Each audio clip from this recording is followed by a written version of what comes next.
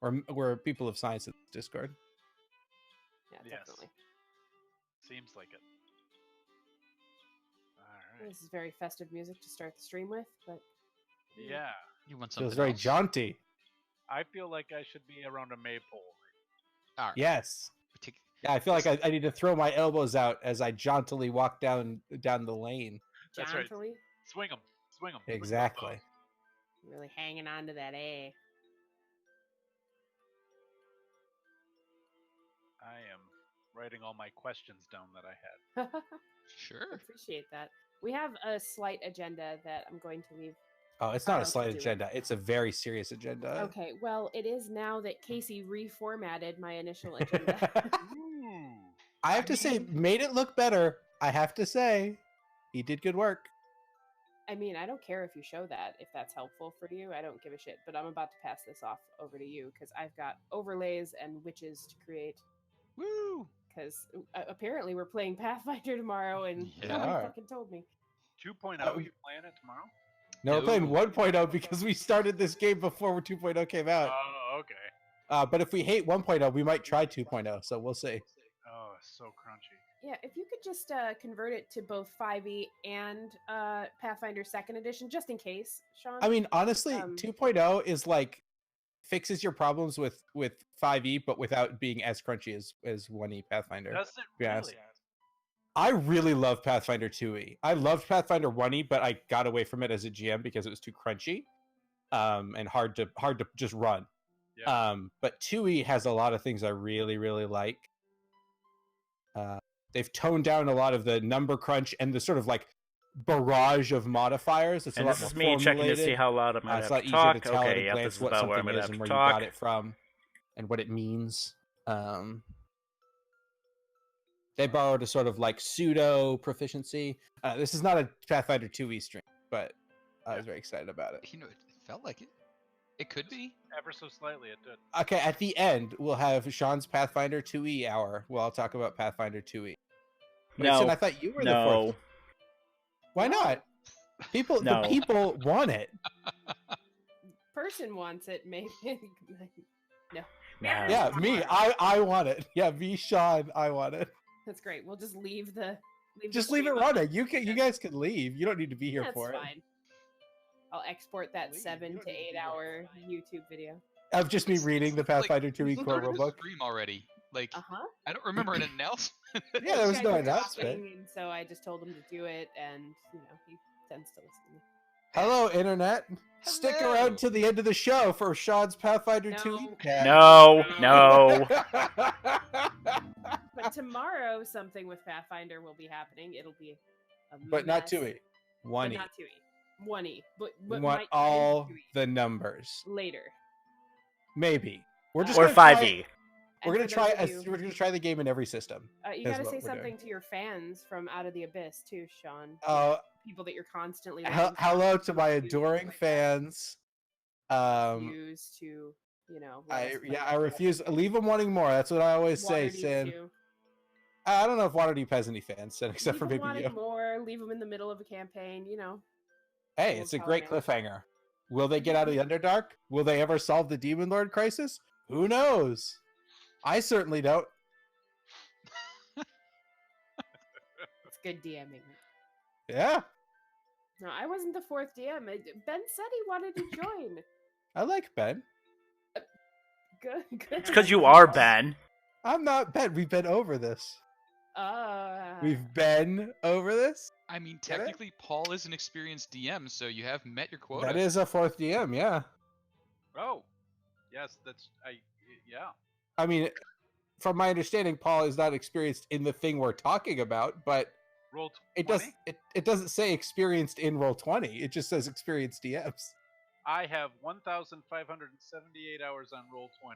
Why are we doing a Lord. tutorial for you? I suck with it. You've I learned Okay, how fair to enough. on different Speak- days. You know what? Speak your truth, Paul. I respect that. I am terrible at it. I use it to throw maps on and move markers around. That's all I do with it. Fair enough. All right, I'm gonna let Kyle take away stuff, but I'll be listening in. So you All know. right. We'll Mm, call on you for watching expertise. you. You're our guest. Nope. I'll just be listening in case Casey switches back to the circus music, and I have to Okay. you All know, right. stop that. Okay, and that was the official hand off to me. You guys can see most of my screen on stream. This is actually just a blank game that Sin was the creator of. We're using Sin's account because it's pro, which we'll find out a little bit in just a second here. Based on agenda, Alt-Tab, Alt-Tab. Roll20 account types. So we're going to touch base real quick on Roll20 account types and what you're able to do with each type. And I think the fastest way to do that is actually going to be to back out of this game and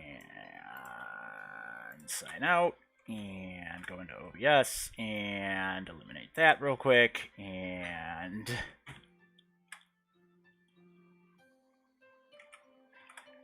don't mind me. Sign into a free account, because they're going to spam it across the top here. The subscription levels, there's base, plus, and pro. Ta-da. Obviously, you can play Roll20. It's free. Mm-hmm. You'll get a little bit of art. You'll get unlimited players in games. You can use a small amount of stuff that's made on Roll20. And then you don't get anything fancy or fancy. But it is enough. Blah here. It is definitely It is enough. Enough. 100%. I've been using the free account for 3 years. Yeah, Yep. it's enough. You can play or run a game on the free account. If you run a long-term game, you might run out of space, though. Okay. That's a thought. I mean, 100 megs?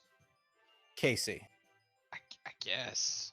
100 megs is nothing. That's like 10 maps. Yeah, you're not wrong. I have to keep deleting maps and then. Yeah.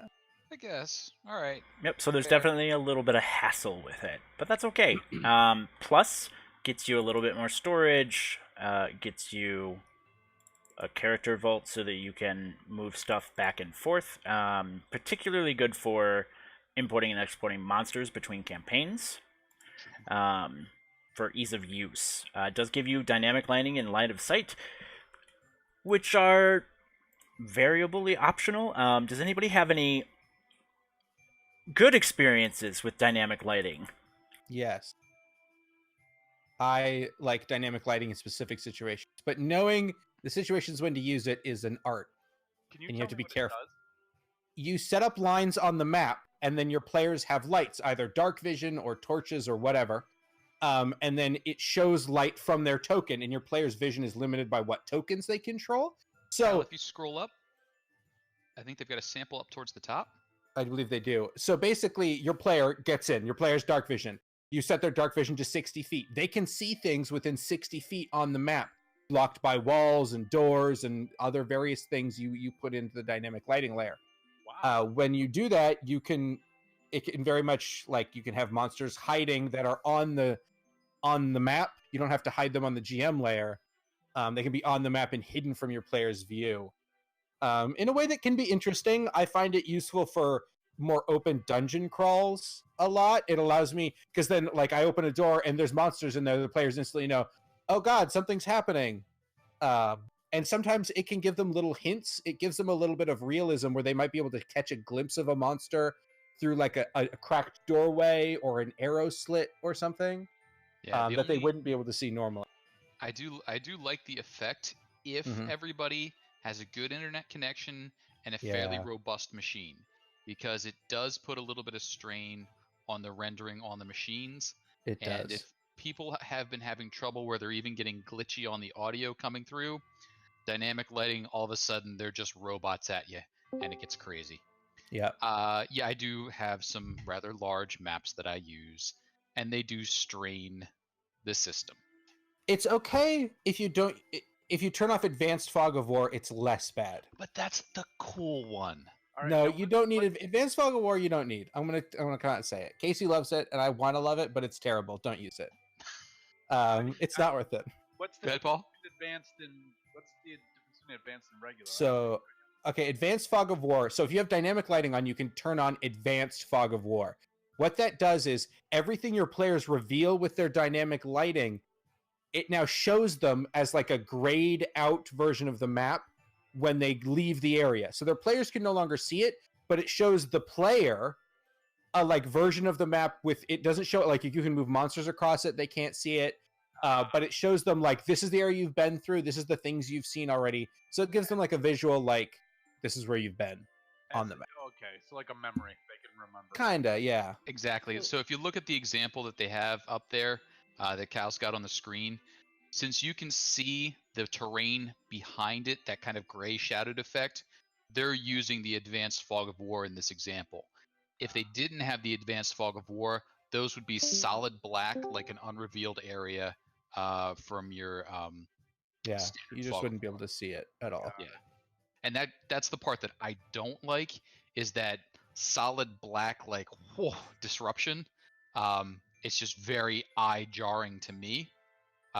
So I don't tend to use dynamic lighting unless everybody's systems can handle the advanced fog of war because I just think it looks a little.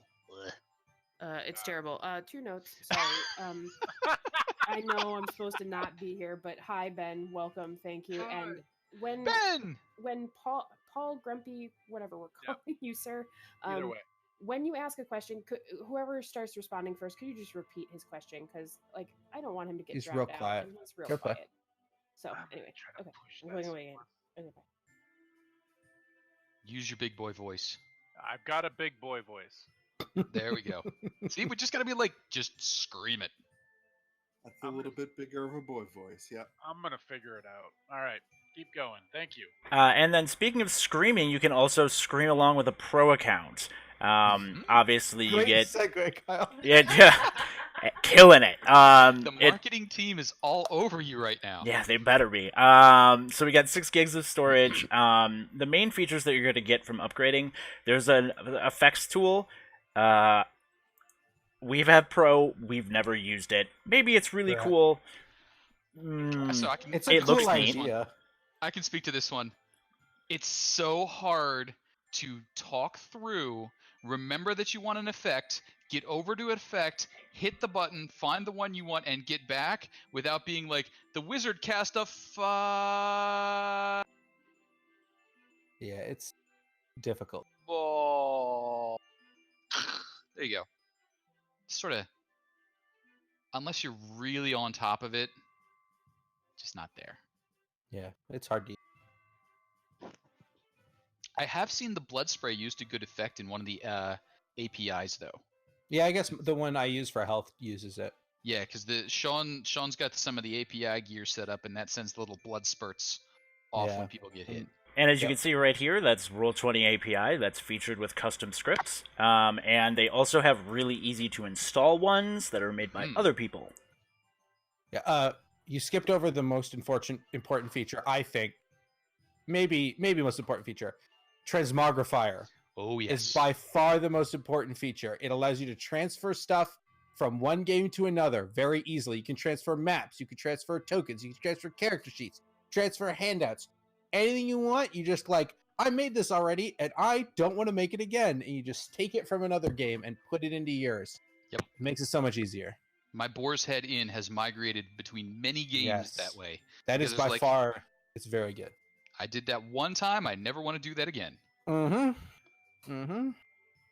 Especially if you're doing dynamic lighting or whatever, it saves.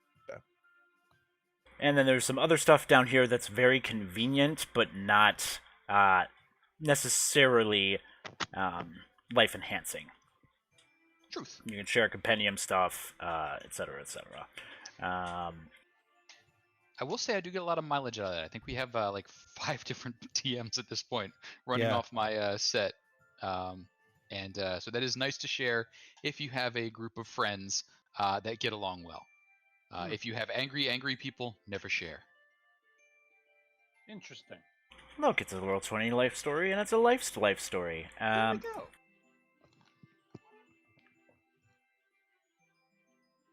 Can you hear me better? Just checking.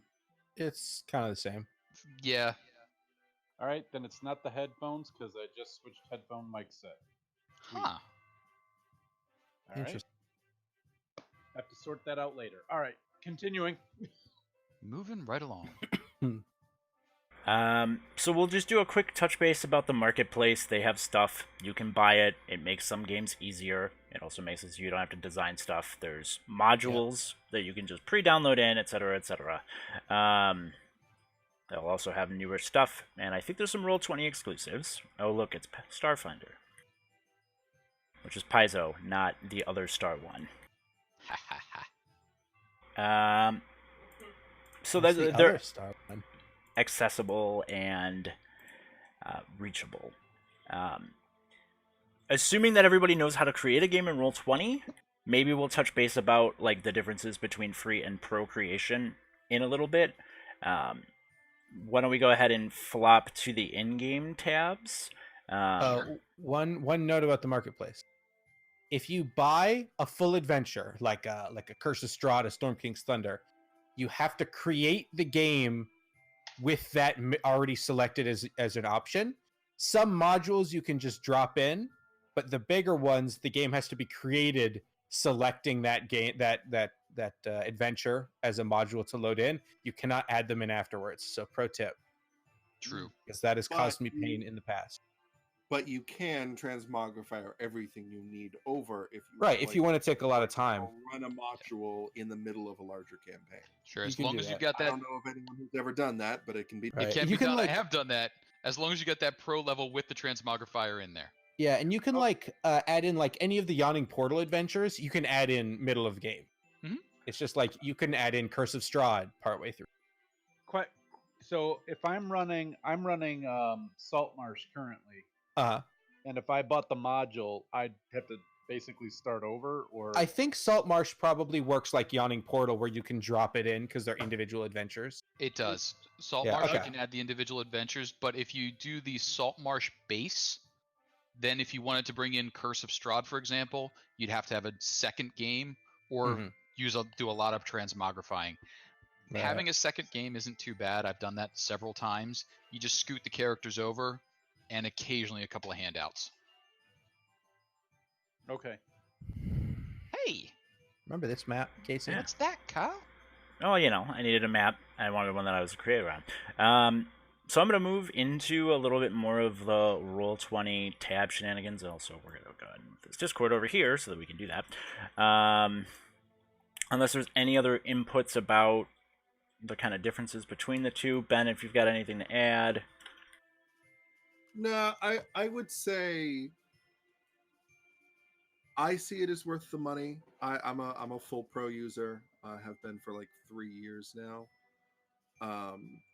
It's even worth it if you play in a lot of games, because you can.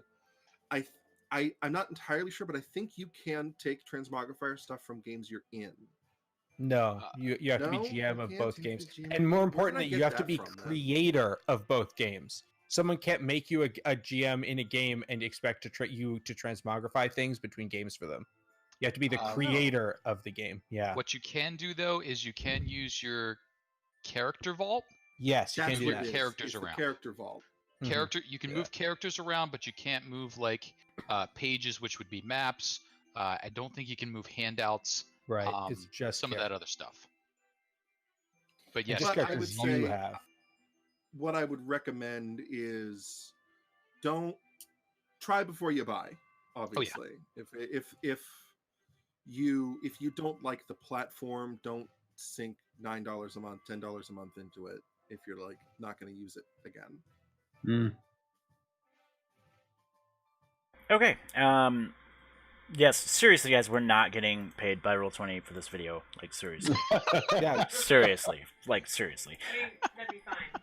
Yeah, I mean, that'd be If- fine. if- Yeah. If they Roll20, want if you to. want to pay us for a future video, Or this let one. us know. Hey, I ain't gonna turn away pennies. unless it's Burn Bright, you don't want to give that one to us again. Oh, man. Oh. Give us something other than Burn Bright Casey, to review. make him forget about that. They don't bring that up again. Oh, please boy. don't. Hey, I did have fun playing. Like, it was a good time. I don't think I'd do it again, though. So, On the note of Burn Bright, we're gonna go ahead and segue into tabs, which Burn Bright also had, and that's the best segue I can come up for that. Obviously, across the top here, all of us know that these tabs exist. Some viewers may not. Chat, seriously, right down here, have your players click whatever they're typing as so that it outputs as like an actual character name. Absolutely. And as an added bonus, it even uses the character's token icon when it comes up, so it looks all cool and stuff. Nice. I never do this. See? You got to do it. Call me guilty. No, I'm probably I actually never do it either, Ben. Unless somebody specifically asks me to in the middle of the game, I usually just set my nickname for that game as my character's name. Same. But then you don't get the cool token. And we want to see the pictures. Cool token. Okay, well, you might not want to see the pictures, but we want to see the pictures. Well, ask me to do it, and I'll do it next time. So we're on you from here on out. Got it. Disadvantage on everything if you don't do it next time. Anyways, noted. Moving on to the art library. If you upload stuff, it goes into my library. There's a whole bunch of stuff here. Like I had to have lemons and limes and grapes. Oh my. You'll also have access, if you buy stuff, you get it through here. If you're a pro sub, you will get access to the subscription sets. I am not a pro, so I do not have anything in here. Boo. And then free assets. They're so-so. Those subscription sets are not great. They're not. I mean, they're not terrible, but they're not. I don't think I've ever used one. You can find better things. Yeah. And on that kind of a note, there's free stuff here, and I think I actually end up using this free stuff a lot more than the subscription stuff. Yeah, the free stuff is like. I don't ever think I've ever actually used free stuff either. I mean, you're a perfectionist though, Sean. It's like it's basic. Like, look, there's a skeleton. You're good. If you want to try Roll20 for free and run a game, you can do that. You can do that. But if you want good tokens, don't do that. Yeah, I have purchased other tools to help me with my DMing, so I'm a tryhard and I create all custom. I make all my tokens. Yeah, tokens everywhere. Yeah, I do too. Hey, all of a sudden you got loud. That was good. Whatever you just did, that was much again. better. Yeah, I fixed it. You are good now. I'm going to take you off 200% right now. Yeah, you're good. I still need him on 200%, but microphone boost. And now I'm super boosted. All right. You are so boosted. And now you're back down to 100%. Awesome, because no one has to live at that speed. I can only do 200% for so long. That's okay. Fair. I will be doing 50%. All right, and then we'll shift over the journal here. Did anybody have input on art? Oh, one quick note on the art. After you drag the art over to the play area, it is a drawing or an art there. You can then assign that to one of the journal pieces, which Kyle will probably be showing us in just a second, to make it a token. So once you have linked the drawing to the journal, then it gets other abilities, which we'll talk about probably in a second or two. Is that still a free thing? That is still a free thing. Yes. Okay. One other pro tip. If you are like me and feel the need to upload everything yourself because you hate things other people make, name them something that's easy to search, because as Kyle is doing, you can search for everything you've uploaded. So you can do what I do, which is upload the same token of a skeleton 80 billion times. Or you can be a smarty pants and name it skeleton and then search for skeleton and just pull it out. Because once it's uploaded to a game, it is in your library and is there forever. You can actually create subfolders too, which I do to organize all my tokens. You also can do that. I was just looking at Kyle's and thinking he's lacking in subfolder structure. Gotta have those subfolders, dude. That's one, Kyle. That's a lot of that's stuff one. floating around in there. That's how I DM. Oh shit, I need this. Upload. Fair deal. So, did we talk about file size limits at all? We did mention them, yes. Okay. Your freebie was 100 megs. Your premium was 3, and 300? Pro's 6. 3 Oh, no, 3 previous gigs. Gig. Pro's 6. Gigs. Because if you want to put music in Roll20, that also counts towards your limit. Oh, Music yes, is music. big. And music Yeah, we'll talk to music in a later. second. Talk about more. Specifically for the art library, I think file size limit, individual file size limit is what, 10 megabytes? 10 megs. Too small. Roll20. Pick it up. To be fair, how am I gonna input? If I want a Ultra high-res HD glossy full JPEG, campaign map? okay, exactly, of Faerun, I need more than 10 megs because I had to split mine up into 3 pieces, Roll20, and that was a problem.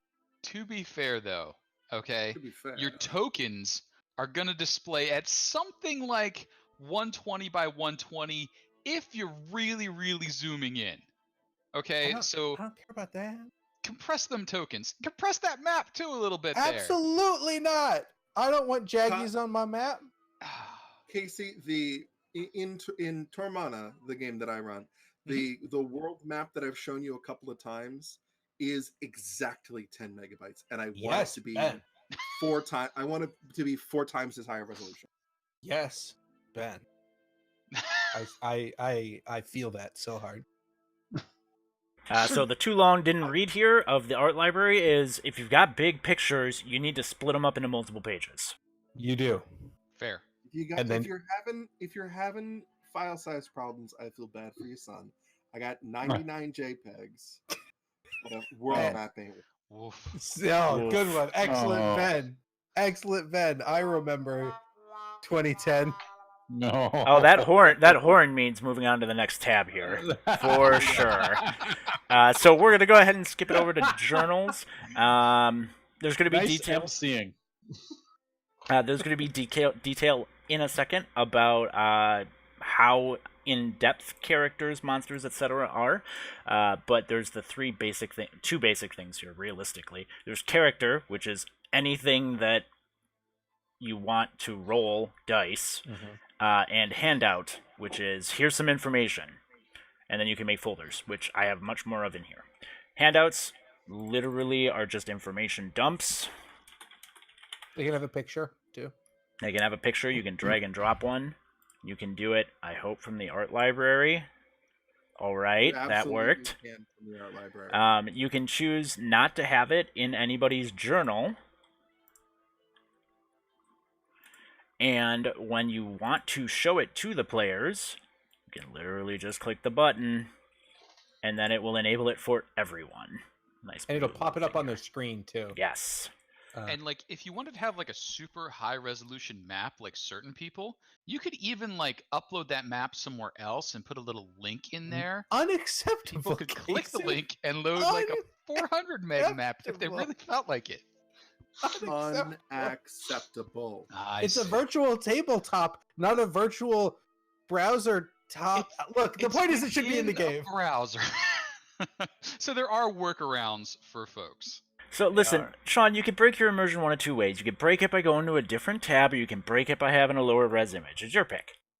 I know, and both are bad options. And they might be. Or we can keep giving Roll20 our money, and they can upgrade their file size limits. Seriously, guys, we're not getting paid by Roll20. I think that's unlikely, but we can dream. I know. One other thing that's kind of nice in the handouts and other journals, which you might be getting to, you can link 2 other handouts, 2 other characters, and 2 spots in the information, the compendium. So if you have a spell you want to link to, or if you have a handout that's representing an area like a dungeon room, and you want to link to some of the monsters that are in there, some of the NPCs, you can embed those links within there. There's also 2 levels to it: the notes that players can see, and the GM only notes, which Kyle's got down there hunting at the bottom. Those GM only notes, even if you share this handout to the players, they won't see this unless they have the GM tag, the Game Master tag. So you can keep your own secret notes in there while sharing the handout to the players. There you go. Am I understanding correctly, when you were showing it earlier, you could share it to only one person too? Is that right? Yes. So like I could have that go only to Casey and Absolutely. Yes. Okay. So that's the cool way of passing a note, like if you're at the table.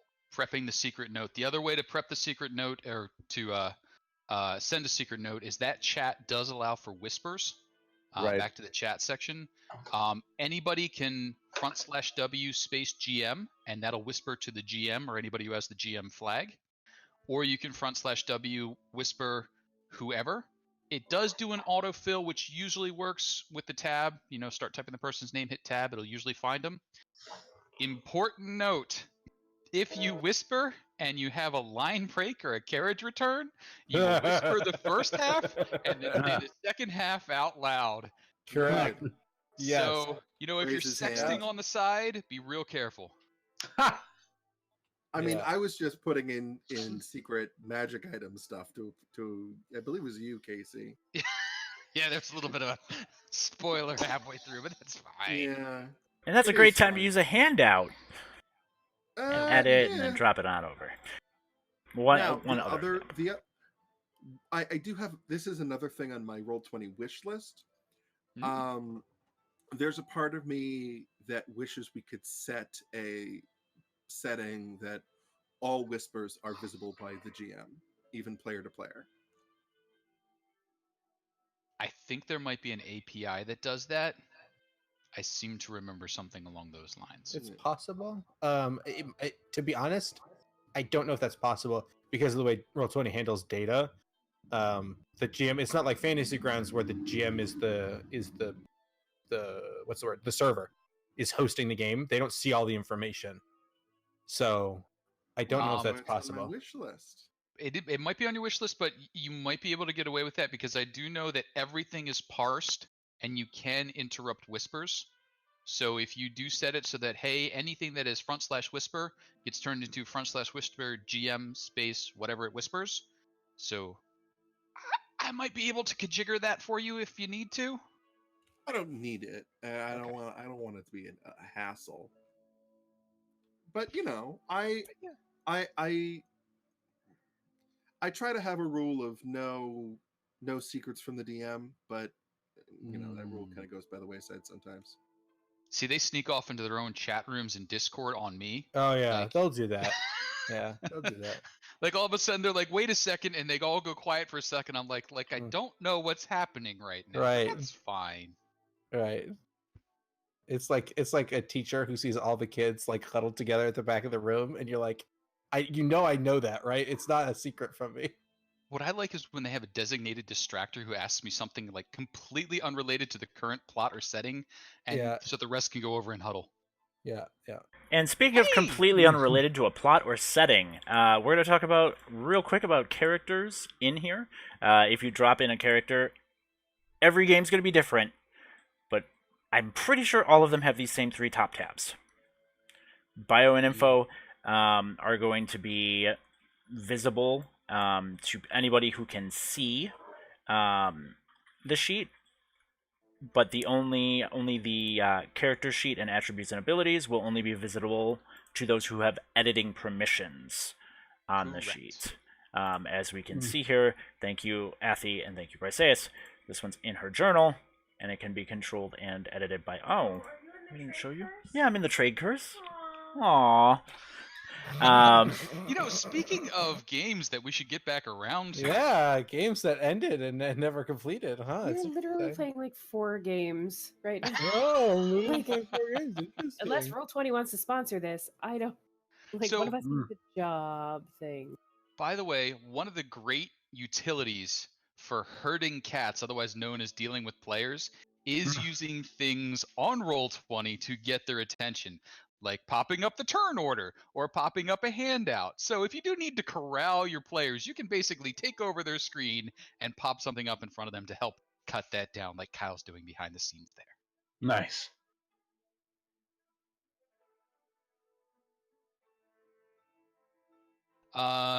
Character sheets, the ones I tend to use is actually the Roll20 D&D 5e handout, which I think is the one that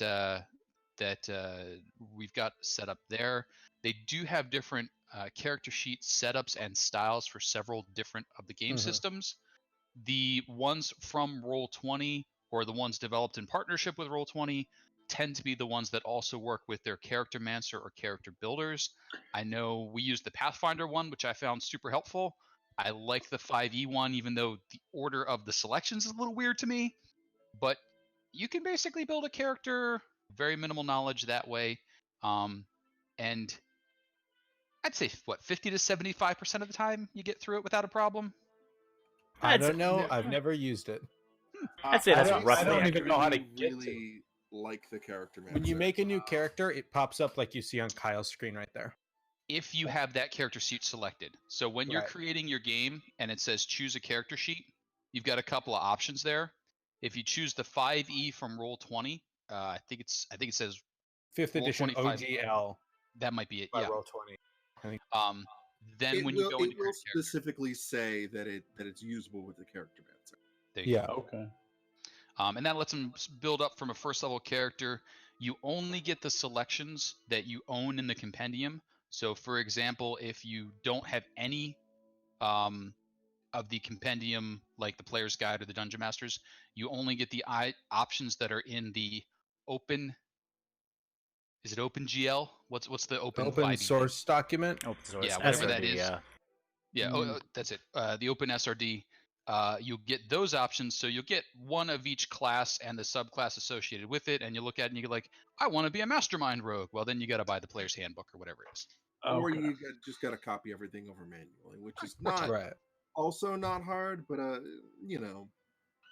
if you can use the character mancer, I have started buying the books on Roll20 slowly. I've got the PHB and the Monster Manual, which are just the two.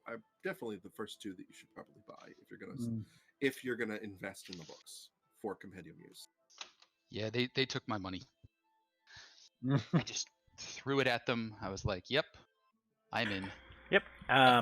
And on that front, we will move to the compendium. There's going to be a lot of details in this character sheet. I personally have a couple of tricks that I like to force enable on all sheets, but that will be in a little bit. We'll circle back to it. The compendium lists based on whatever format you're playing or what your default is here. It will have multiple categories, classes, and then it will give them to you. Some elements of this are drag and drop compatible with sheets, such as, please don't botch this for me. Please give me some items. Oh, look, I want my character to have adamantine armor. You drag it, you drop it, it shows up. Ta-da. Ooh, ah.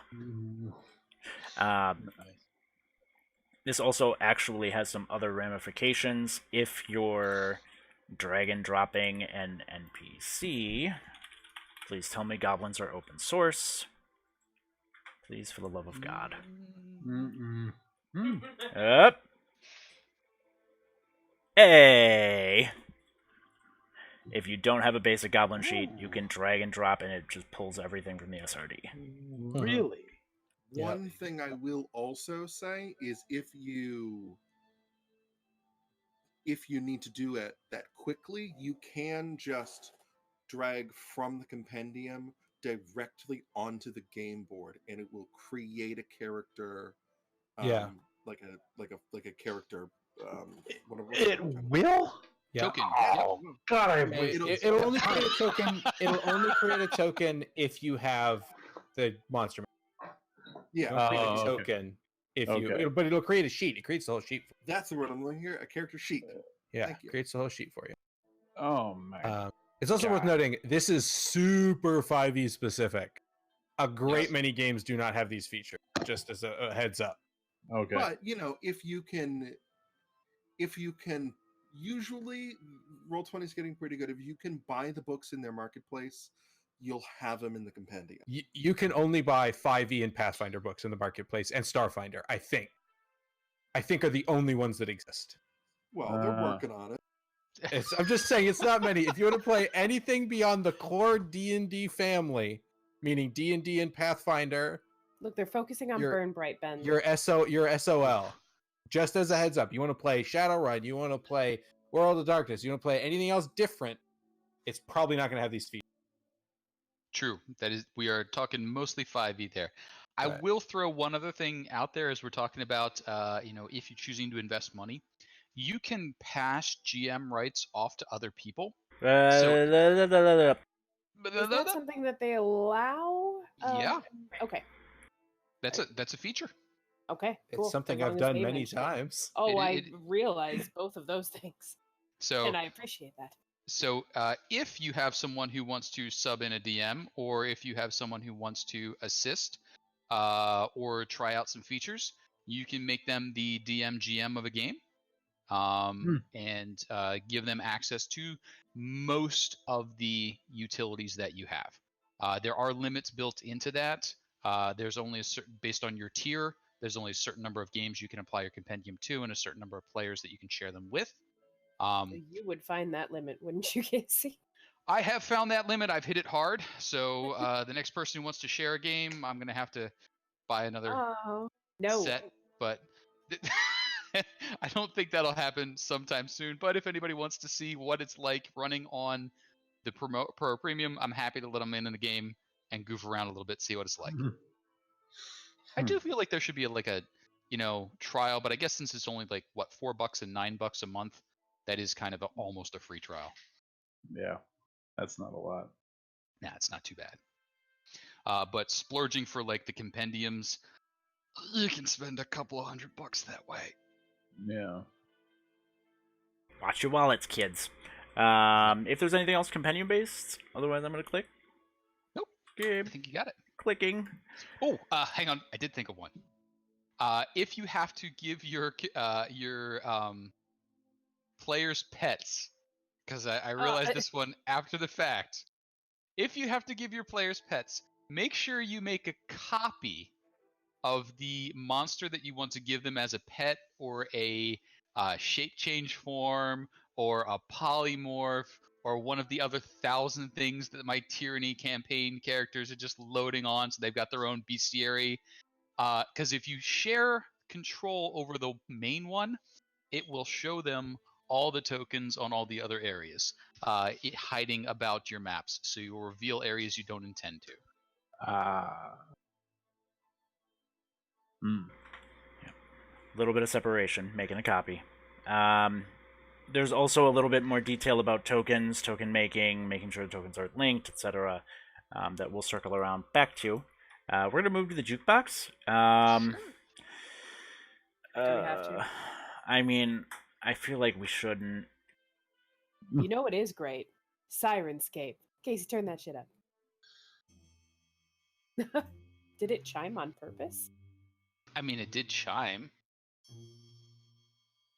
So, the jukebox sucks big time is the point we're making. It sucks really bad. It really does. Like, you can It upload. used to be better. It's gotten better, but that doesn't mean it's good. Hard disagree. It's gotten worse. It used to be better because it had access to SoundCloud and then Fanburst. Now it has neither, and it's worse. I said it was better because now you can upload your own stuff, like, through their thing, but they put such a ridiculous file size limit. Exactly. What are you guys uploading? Like, I tried to upload holotapes, and they're like, that's over like a minute and a half, so no. Right. It's very useless. I think it's safe to say it's a contentious subject. And probably get off of that tab quick. Yeah, let's go ahead and skip this one. TLDR. I will say I do not use the jukebox. I used to for mood music, and now I've got too many things that I need to take care of in a session. I still do music, but I choose more cumbersome options because the jukebox is so terrible. And you know what takes care of all your music needs? Sirenscape. I don't do that. I have a much more complicated thing. I don't pay for it. We love you, Sirenscape. Anyway. And Wait, another. Who are we trying to get money from now? Yes, all of them. Anybody? Money? By the way, make sure you subscribe to our channel. Brutal. That like button. Hit that subscribe. Ring that notification bell. The actual pro tip that I have for Roll20 and the jukebox: your players will always have the jukebox sound all the way down. They will not hear whatever you're playing unless you tell them that you're going to play something. Hey, I always listen to your music, Kyle. Don't put that on. I always listened. Oh, heart. I respect the work there were it a few takes. times when there were wolf howls, and I'm like, what am I hearing? And I'm like, What work he takes? Yeah, he hasn't ever touched that damn tab. Not once. But yeah. And speaking of tabs, and moving on from contentious subjects, we're gonna move into you've got macros. so many segues. So great. You could open a dealership. Oh my god! Why am I here? That took way too long to sink in. Oh god. All right. So macros, you can add a macro. Long story short, there's a lot of different things you can add to insert variables for characters. You can macro into the macro. Blah. At one point, I learned how to do all these macros. There is a whole like wiki page devoted to the different things you can do with the macro. Macros are the best. You don't need them much for 5e because 5e is a simple system for babies, but it's still really helpful. Every GM should have a GM roll macro, an initiative macro with automatic where like you click it and it's like, what sort of modifiers do you want to apply? And you click it and it rolls it for you automatically. Every GM should have at least both of those, if not more. You basically have to learn some minor programming, and that's it. Or you learn how to scrape wiki page as well. Yeah, you can copy paste a lot of it. You steal from other people who either way, it's not super difficult, just momentarily time consuming to learn. Yeah. I will say the investment. Good. Saying it was an investment. It saves you a lot of time if you're good with it. Yeah. Go ahead, Casey. Sorry. I was just gonna say the only one that I found super helpful that I missed when I stopped doing it was the monster initiative, so that I could just click a token and click a button on screen, or highlight a bunch of tokens and click a button on screen to get them all on the initiative at the same time. All the other ones that I did where I was like, yeah, I'll program in like their 3 basic attacks and all that, I gave up on shortly thereafter because I'm lazy. That's fair. I think it's really useful for players. I mean, I know this is kind of like a GM tips and stuff, but for players that are first starting out, if you can work with your DM to create your macros and just have it ready, that makes your job so much easier when it comes time for initiative. You look at your macro bar and hopefully you see some of your, bread and butter of your character right there. One thing that I know you can do with macros that I want to do again.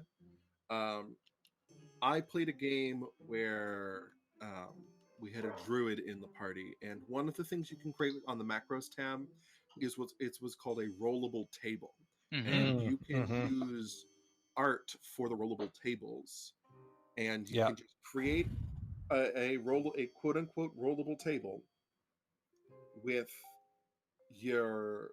with a druid character's main token and all of the tokens for their various wild shapes. Make that all one rollable table, and then use that rollable table as their token. It won't change their stats though. That's the thing. It won't change their stats, but the one thing. But it'll change the art. That's on your player. It's a cool little thing that your player is allowed to, and your player's allowed to change this, I believe, right? Yes, players can make macros. They can make macros. I don't know if they can make tables though. Well, they can change the token, is what I'm thinking. Oh yes, if you give them a rollable token, they can change the token. I believe that is. Casey, I specifically thought of you with this tab. I know that for the we called it a million different things. The Protean Club, the Reboot Cube, the thing. Oh, sure. An image with cards, and people turn them over anonymously, kind of grabbing stuff. Which I like I said, I wouldn't play it again, but I did learn some things from Burn Bright, and that's one of the things that I learned from Burn Bright was using cards to vote, and other things as interactions to basically lay options down on the table. So you can make custom decks. There are a couple of pre-made ones that come with some of the modules, like the Taroka deck from Curse of Strahd, and there's a few other ones here and there. But you can make your own decks. You can upload images to it. You got to deal yourself one or choose one over on the side there. And then when you lay it down on the table, you're probably not seeing them because they're going over your name. Oh, there you go. So there's the playing cards. But what I was using them for was to choose paths and to allow people to vote in an anonymous manner without whispering to me. Because when people whisper to me and then I say, yep, the vote's 3-5, that feels a little like, is he being shady? Whereas if they're laying things down on the table and we're revealing cards, it's a little more, interactive with the screen. I thought that was I would like fun. you to teach me how to actually do that sometime, Casey, because that was a great idea. Absolutely. And the Burn Bright happened to be using it for basically a red card flag if something got a little too intense or whatever, or a yellow proceed with caution, like those sorts of things, other ways to interact with the game without voicing it or putting it in chat or direct messaging. So they have a couple of options in there that are pretty cool. You can also use the Roll20 virtual tabletop to play games. Like if you felt like loading all the cards from the game of a not copyrighted Life or some other not copyrighted game, you could do so, and you could set it up and you can roll your dice and you can flip over cards and you can play a game. And I have seen some of those that are pretty cool, but that was neat. I also did that to upload a deck of many things, which puts somebody who's on stream in a bubble. You should probably figure out how to get that back, because I'm getting that deck back. So, I mean, you got a wizard. You're just going to go ahead and beat that wizard up, and you might get that deck back. Who knows? All 12 of them. All 100. I don't have a segue from beating up 100 wizards into settings. I don't have one, guys. Sorry. A lot of this I've never used keyboard shortcuts ever. So I'm looking forward to hearing about that from at least one of you. Okay. So we're gonna circle back to it. Oh, well, let's get through all of this stuff here. You can't give him keyboard shortcuts and then take it away from him like that. Yes, I can, and I did. Just watch me. Window pop-ups for characters. They disable compendium drag and drop. It's the number one thing. 3D dice and automatically roll 3D dice. They look pretty. Ooh, they slow the game down so fast. That's so hard. They do. Wait, no, give Casey his time to talk about the shortcuts, because I want to say something about the pop-up characters. We're good. It's great for if you're streaming and you don't want people to see what you're typing or touching. Just saying. That's fair. It's a valid reason to want them. So we going back to shortcuts? Yeah. Come on, let Casey talk about shortcuts. Okay, so there are a bunch of keyboard shortcuts hidden in this game system, the virtual tabletop, that you would never know unless you did one of two things. One of which was sit through the tutorial, which nobody wants to do. Yeah, no. Which is why you're here. Thank you. It is a very dry tutorial, but it is very good. And you can get to the tutorial by logging in, going up to games and down to tutorial. You can chug through it in about 5 to 10 minutes. It'll teach you how to manipulate your way through the virtual tabletop. And it's really just chewing on glass dry, but get through it. It'll teach you how to navigate and such. And the other one is the shortcuts. I have the link for Kyle. If you just go like Roll20 keyboard shortcuts, it'll take you to it. It's something like roll20.net/keyboard-shortcuts or so. And the big ones here is Alt means ignore the grid. So if you want to put things down where you want them and not snap to grid, hold down Alt when you're doing stuff. The other one that was... Small side. You don't need advanced keyboard shortcuts enabled for the Alt trick to work. Correct. This is just normal keyboard shortcuts. Yeah. So normal keyboard shortcuts, the Alt trick is ignore the grid. Yep. The other one that's super, super helpful is hold down Shift and double click on a token that opens up the related character sheet. And those two, if you just know those, save so much hassle. The rest are awesome. One other one that is by default and everyone needs to know, and I feel like every game I go into, no one knows it, and then I blow their mind. If you pick up a token and you're on a grid and you want to tactically move, you pick up and hold on the token, then you hit the space bar. a yellow arrow will appear. Wait, Sean, no, What? not spacebar anymore. They changed it. It's no longer spacebar. It's either Q or What? right click. Oh yeah, they changed it to right click.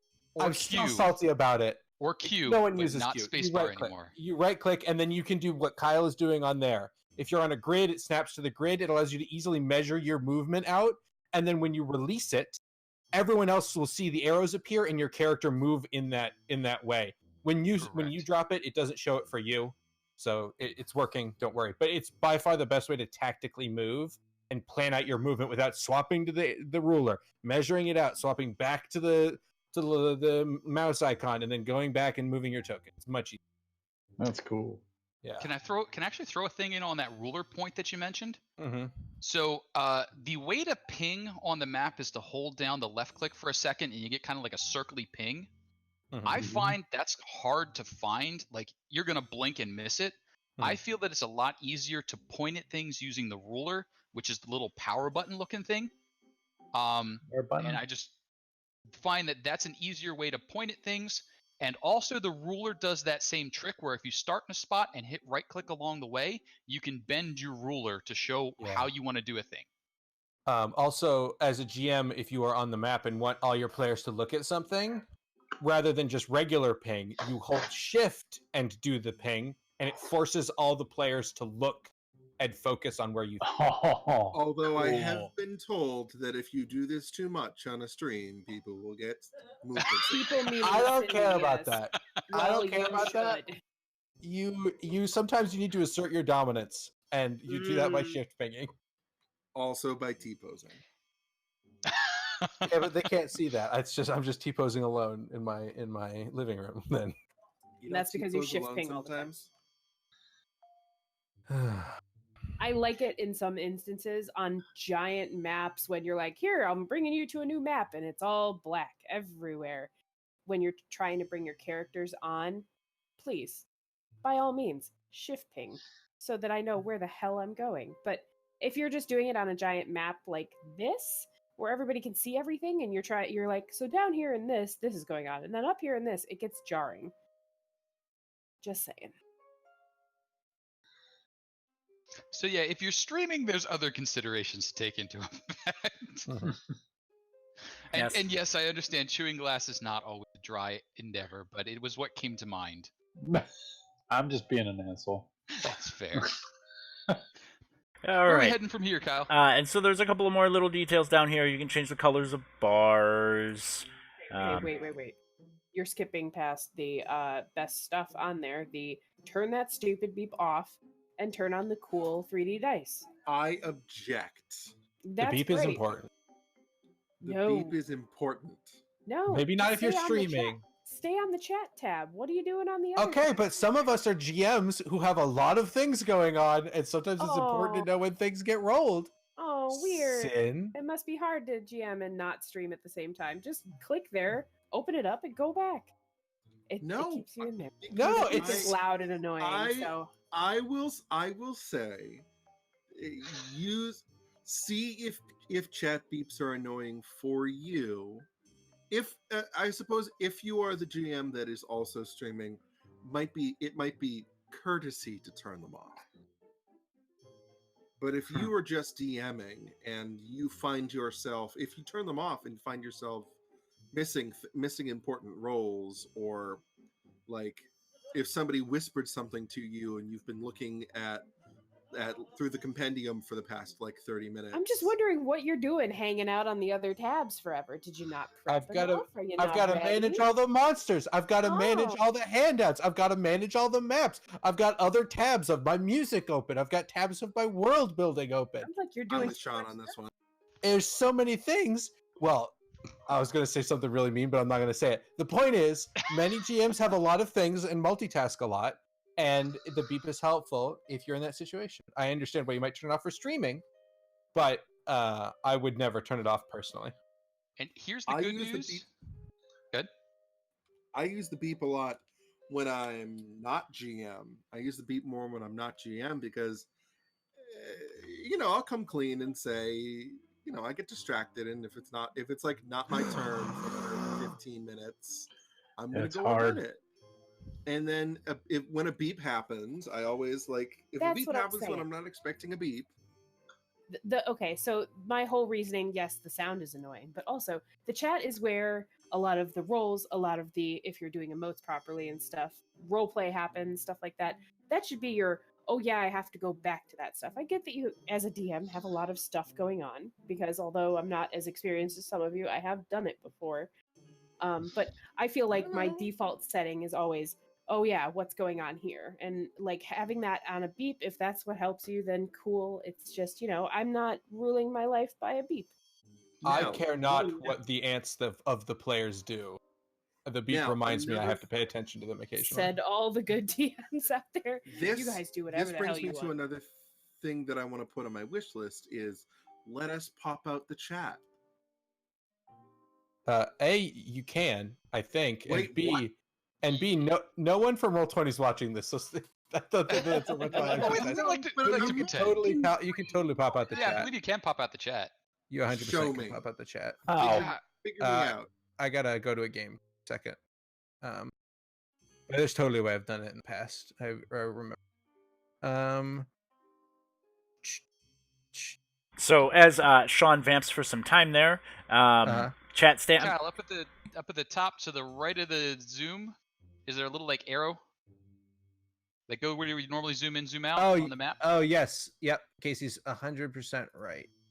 Like there-ish? Oh wait, no, he's not. He's not right. Isn't that it? Like right there.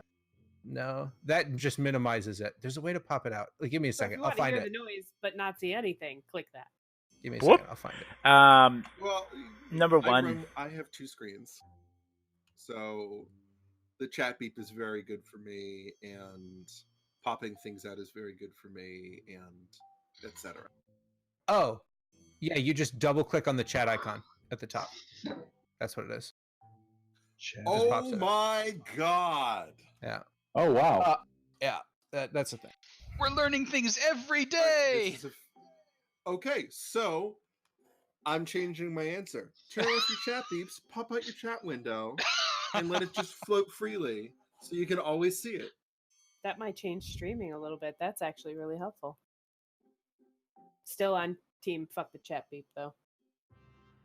and I am on team 3D dice, huh? Yeah, 3D dice. 3D dice. Fucking no. 3D dice are. I have two major 3D problems dice with are 3D. Fun. They seem fun at first, but I've noticed two problems. A, they slow down the results of your rolls because Roll20 has to render the 3D dice. And two, the 3D dice are meaningless, but players are more superstitious than sailors and are convinced that the 3D dice have some bearing on what happens, the result of their rolls. So they're like, oh god, it was almost a 19, but now it's a 2 instead. And it's like, no, that's not what happened here. Okay, but Sean, I will say nothing makes me feel like I'm sitting at a table more than hearing somebody say, I watched that rolled from an X to a Y. I suppose that's true. If that's your goal, that's fine. But you don't have anything else that makes it really feel like it's. I strive to ascend beyond the limitations of our meat bodies, and I think that just gets in the way. Okay, well, I mean, Mr. Private Rolls over here. Let's not even talk. Yeah, about that. Yeah. Another reason, if you're private rolling, you don't want the 3D dice on because it's just for your own amusement. I don't care. I will say though, the 3D dice. Good. No, you started first. I was gonna say, I will say the 3D dice do take a little processing power though. So again, but that sounds like a Roll20 problem. Sorry, Roll20, but truth. Oh yeah, but if Roll20 is shitty, you need to work around the shittiness sometimes. Noting that it has problem with rendering 3D dice, let's talk about video. Oh God! Are we on that tab? Is that where we're at? Yeah, that's under settings. One color dice.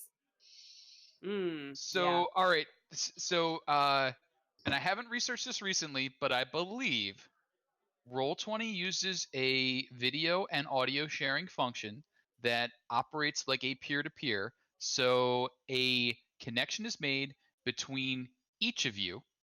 So if you have 4 people on, it's something like 12 connections. Yeah. It does not operate like certain other streaming options where everyone's connecting to one server, so there's only 4 connections. That was the concern that I saw back a year and a half ago. Was the last time I looked at it? They haven't. It's still this. Okay.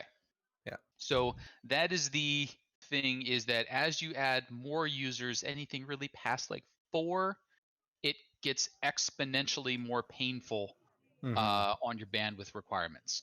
It is very nice for 2 or 3 people. 5 to 6, we really had a lot of trouble with.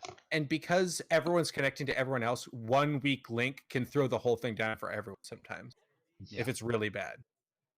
So turn it off. Use Discord. Just use Discord. Yeah. Like, just use literally anything else besides it. I think in all of the promotional videos that Roll20 has done, none of them have used the embedded audio or video. Yeah.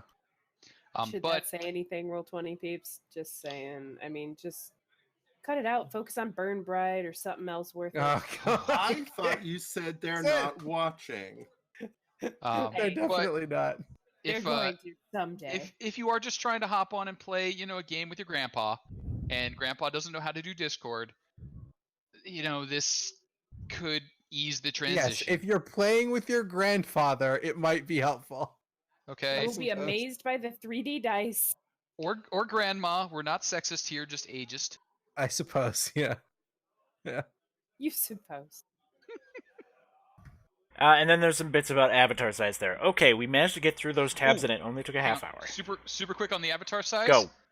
The moment you log in, go to avatar size, put it to names only. You will free up an enormous amount of your map space. Yes. 100% correct. Plus, nobody cares. Nobody wants to see that image. No one wants to. No one wants to see what your default Roll20 profile picture is. Oh, but mine's like cool checkered pattern. No one cares. Is there still a checkered pattern? You've been on Roll20 for like 5 years. You still have a checkered pattern? I believe that is true. Casey has that Tom from MySpace image on his. Oh. Hey, Tom's still my friend. Oh, man. All right, so going back down through my agenda, how to run the tutorial. Thank you, Casey, for covering that earlier. Games tutorial. Sorry. It'll teach you things, but it's boring. It is a little boring. But at the end, you get shortcuts, and that's what matters. Speaking of which, look, how to find the damn shortcuts is next. We're going to post that link in Twitch chat. We know. I get distracted. And that's the regular ones. Wait, is this the part where I can make Sin's job harder by saying, type in the link that appears on the video right now if you're watching this in the future? Ooh. Wait, what? YouTube video float over links. Oh, look. It'll be right here. Right here. Or in the description, maybe. Yeah, that's a little easier, I suppose. And then after you do that, smash that like button. Smash that like button. Don't forget to ring that bell. If you hit that bell. Yeah, don't forget to ring that bell.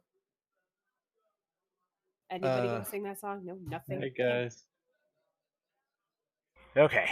Yep. Okay. True.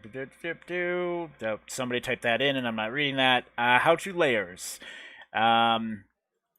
This is veering into relatively basic, but here we are. The map and background. You can put stuff on it.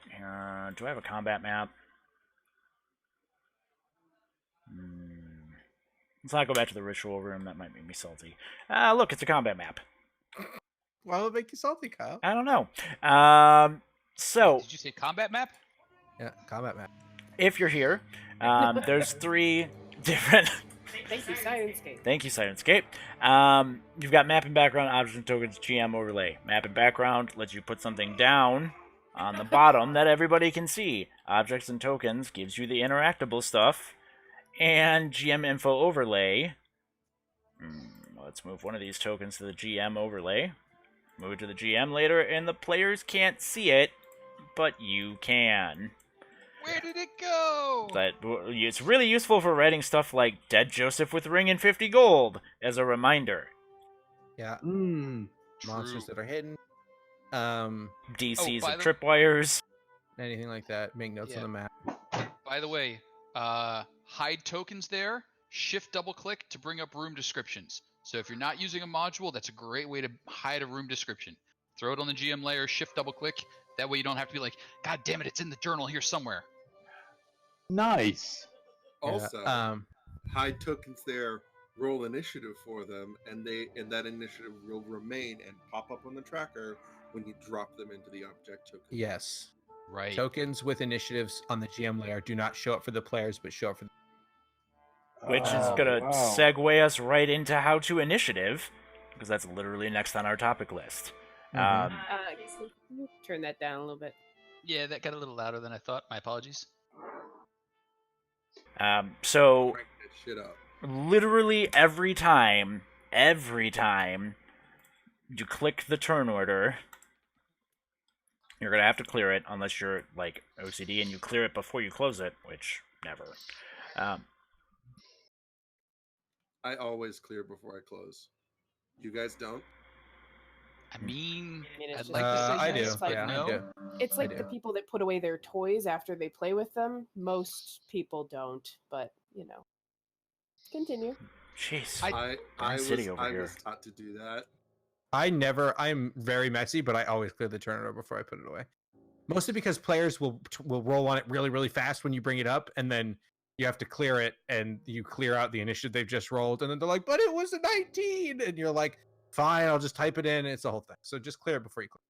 All right, so clear before you close. Don't be a Kyle. That's what I'm getting here. Yes. You every time you need to ask for initiative, you have to tell your players to click their token, or they won't.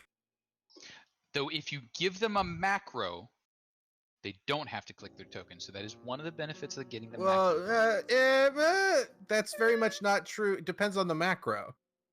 Okay, if you give them a good macro, if the macro's a token action, it's fine because they have to click on the token to get to the macro. I But- guess that's true. But most macros, if you just have an initiative macro and you don't have a token selected, you just click it, it's not going to put anything in the turn order ever. All right, I'm a bad person. Yeah, so you always have to have a token selected when you click an initiative macro. Otherwise, it won't go. Yes, all of those things. You can also have your players, if they're using one of the two Roll20 approved Pathfinder or 5e options, they can drag from their character sheet the macro for initiative, put it in their bar, and then click their token that way. Click on their token. Oh my god, you can do that? Yeah, you have to enable the macro bar in the bottom left on the macro tab in the top right. But yeah. Oh my god, you can do that. You can drag out skills, you can drag out saves, you can drag out spells, you can drag out attack rolls. Okay, I'm 90% definitely of the learning more than I'm teaching tonight. 90% of the things you can on the sheet you can drag out. If you want it to be a token action, you've got to make it on the character sheet and make it specifically a token macro. That's a separate. Yeah, that's a whole different animal. Right. But once they do so, you can see, look, Felon, oh my god, you actually rolled something reasonable. What? And then this guy... Felon's initiative was fine. It was +2. It wasn't a Malik type of initiative. And then here you can kind of see the difference. Check out those 3D dice. Yeah, check them out. Oh, you can change your color too if you're, superstitious about 3D dice. If you want to dice That jail some literally dice. happened yesterday, and it was actually really almost funny. facepalm work. Now, granted, he did roll a natural 20 right Actually, afterwards. yeah. I hate it when that happens. I hate it when that happens. But anyway, that's Confirmation bias. Exactly. But you can see here in the turn order, one of them is grayed out. That one is not visible to players. Right. And you'll also notice as he's scrolling over the entries, it puts a little box around the people to say, oh, who is this? And you're like, oh, it's that one. Oh, you know what? I will throw in one point there. D&D 5e by standard, all monsters go on the same initiative. I feel like that was it's super hard to track on a tabletop individual monster initiative. Roll20 makes that super easy, and I find that balances encounters much better because you don't end up with like a horde going all at once. It's a little more spread out in the turn order usually. It also helps me not forget certain monsters that might get left behind. Now we're learning the real reason Casey likes it. That is the real reason. But the player benefit reason is you don't get 8 attacks in a row, which are just going to smite them down to nothingness. So that is what the DM needs to do, what the players need to do. I will follow proper etiquette here and do that, and then close the turn order. Look at Kyle. I can also learn things as well. Another tip. If the initiative thing is up and you have a token that for whatever reason you can't roll initiative for because you didn't take our advice and make an initiative macro earlier when we were talking about macros, you right-click on the token, click Add to Turn, and then you find it in the turn tracker and you type in the number you want for its initiative. It's longer at the bottom. It will always be at the bottom. It's longer, kind of a pain. So make the initiative macro. But if you have to. Oh, did we mention if you're have we gone through pages yet? We did talk about pages a little bit. No. If you bring up a turn order that has turns on it from a previous page, they will be invisible to the players because they're on a different page. So you may be looking at it and saying, I see all the initiatives, and the player's like, well, I didn't roll mine. You may be seeing a initiative from a previous page, which goes back to that clear your turn order thing. But that does also mention a feature of Roll20 is if you happen to split the party and they split so hard they're on different pages, you can maintain turn orders and you can assign players to different pages at the same time if you're crazy. Don't do it. Yeah. Don't split the party. Like it's yesterday. Horrible, but you can. You can. It was real bad. I don't even want to know about that. Yeah, some crazy stuff went on last night. I was keeping an ear on that. I don't know what happened. 2-hour PvP. Nothing big. Anyways. Says you. Does anybody have any little tidbits about handouts? That's the next on my list here. We mentioned linking them. Showing them. You can allow other people to see stuff. Like, if somebody is doing an overlay and needs access to character sheets. One big thing. Let's say your players want to take notes because you have good players and you give them a note handout. And player 1 is in there typing, doing notes like a good player. And then player 2 is like, oh, I want to add this thing. So they go in and edit it and type it in and save it and they're done. When player 1 leaves, they will overwrite all the changes player 2 did earlier and will just have their own changes in. So if multiple people are editing one handout, you have to be careful because you can very easily lose things. You have to make sure only one person edits at a time. If you can. Yes. Yeah. What do those dots mean? Those pretty dots. Those pretty dots are who can see it. I know that. If anyone has a blue color, it gets very confusing because blue means everyone can see it, like that light blue. So if a player also has a blue color, it very quickly becomes, what is that? What does that mean? Did we talk about changing your colors? I don't think we did. It also changes your color of your dice, too. It changes your dice color. It changes your arrow color. It changes your ping color. It changes. Make sure everyone has a different color. I would love to show this, but there's a chat box in my way. Christ. What's a chat box? What are you doing, chat box?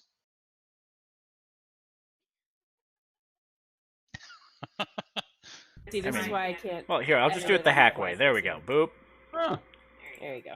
And then you can click this bad boy right here and just change moved your name and dragged it around. But yeah, that also. He might have his names fixed. Oh, fair play.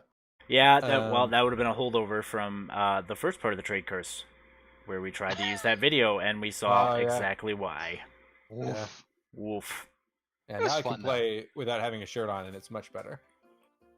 I mean, sentences I didn't expect to hear today. I believe the word you're looking for is anyways. And so talking about multiple monsters, we're going to talk about tokens and creating monsters, depending on...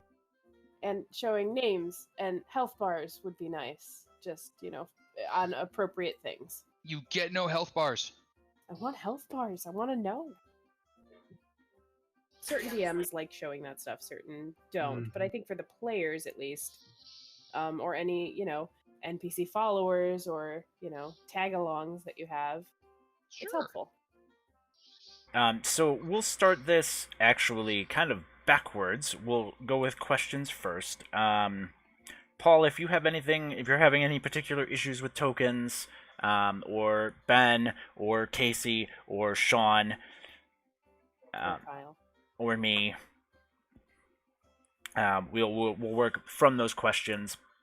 Otherwise, I'll just do a quick general overview. Okay. I have a thing on how to create tokens. Are we? Is it time for that?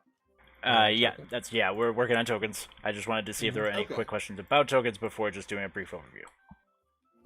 Sorry. I'm good I thought right you meant now. a brief overview of what we've done so far. I misunderstand.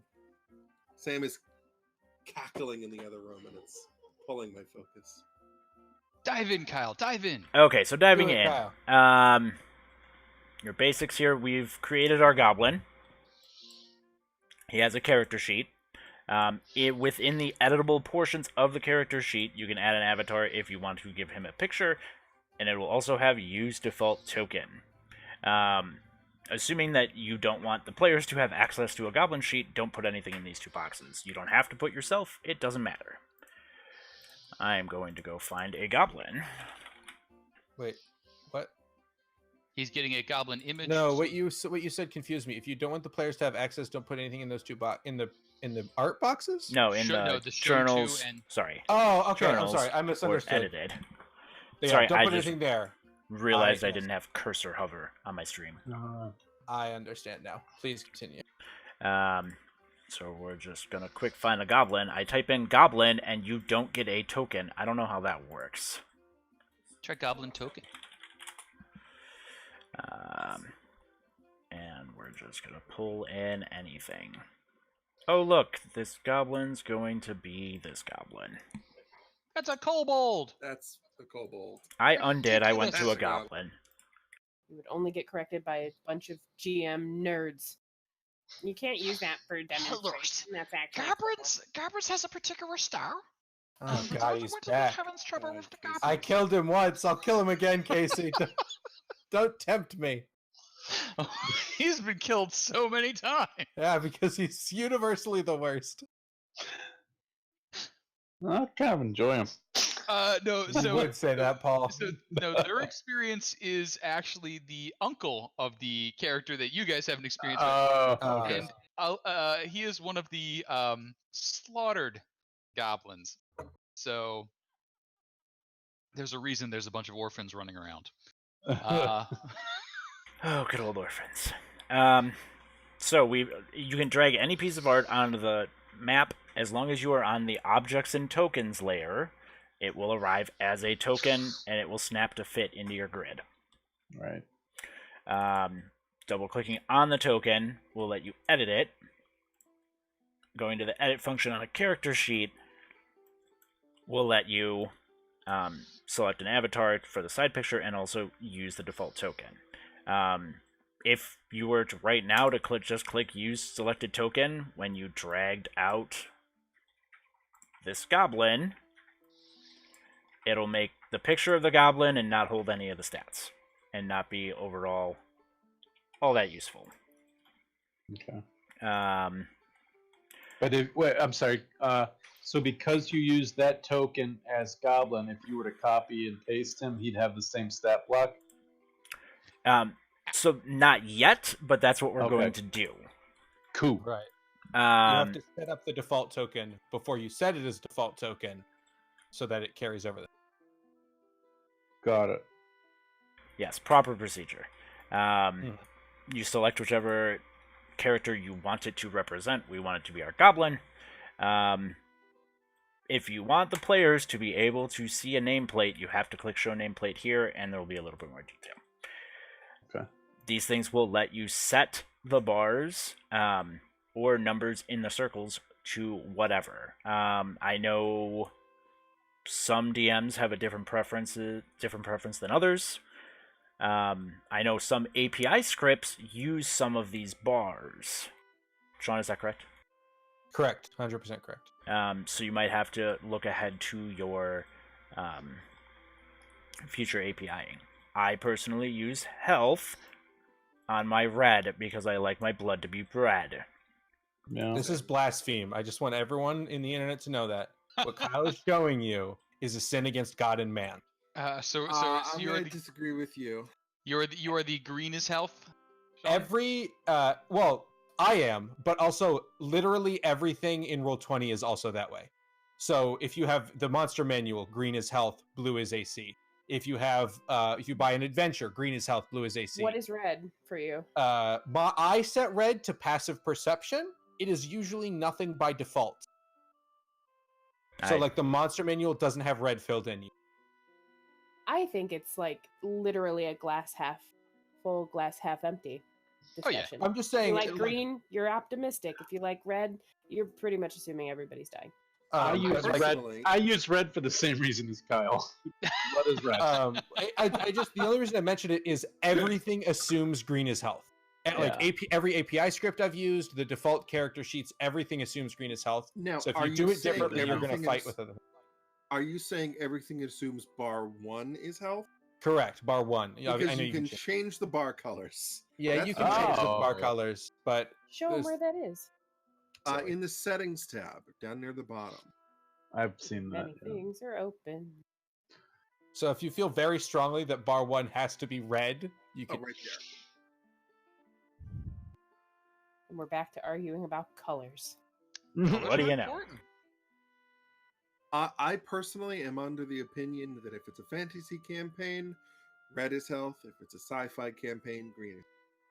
That's such a bizarre distinction. I'll be honest. It is, the two things that I'm pulling from are Diablo and Halo.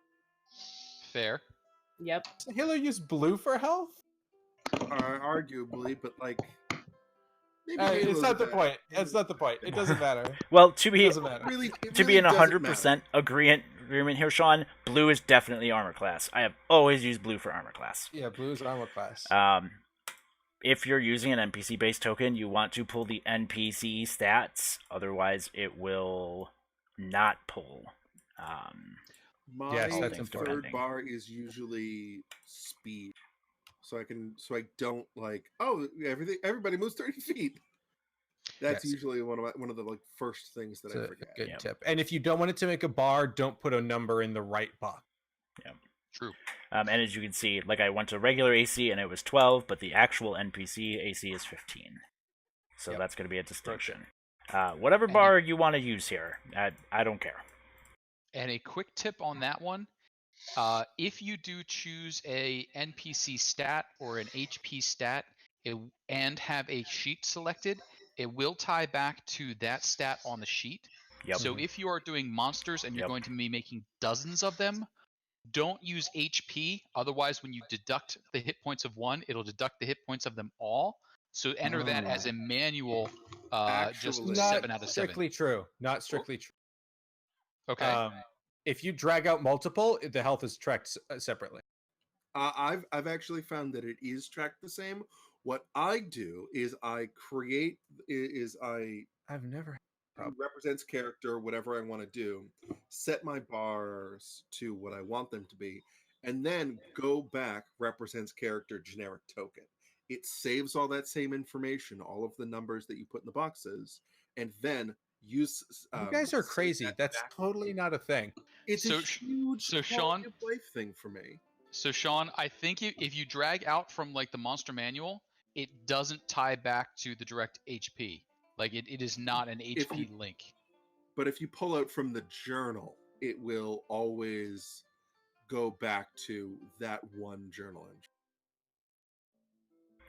Okay. I guess I've done that and never noticed it. Please continue. Yeah, so I'm going to override. Here's what we're going on, start to finish.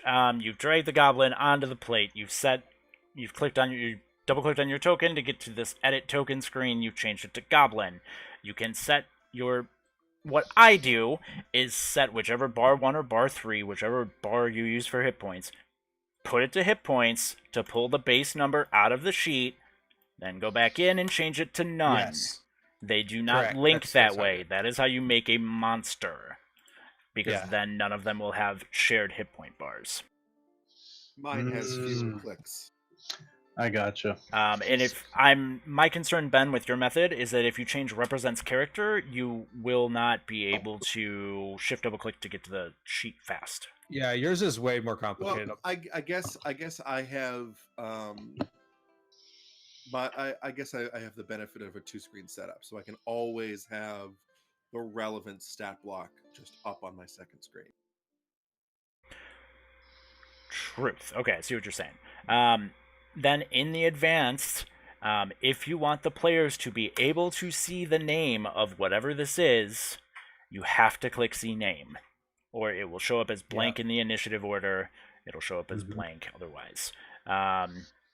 If you want them to see health bars, you can enable whichever bar is your health bar.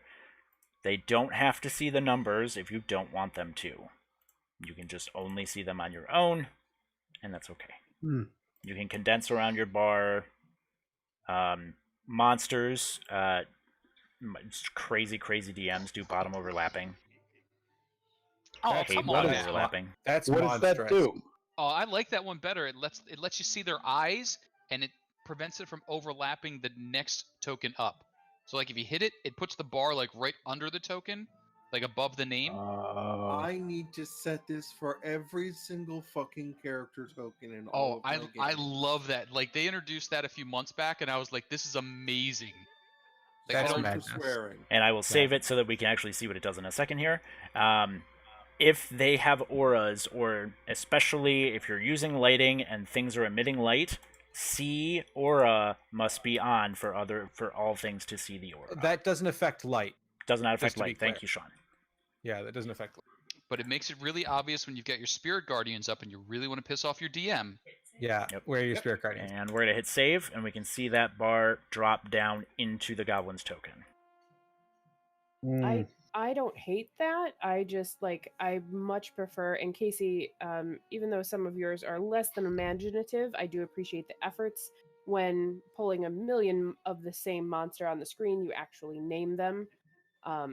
Because otherwise, for DMs that don't, I have to come over to the initiative, hover over that creature, and go, wait, which one are you? Are you number 1, 2, 3, 4, 5?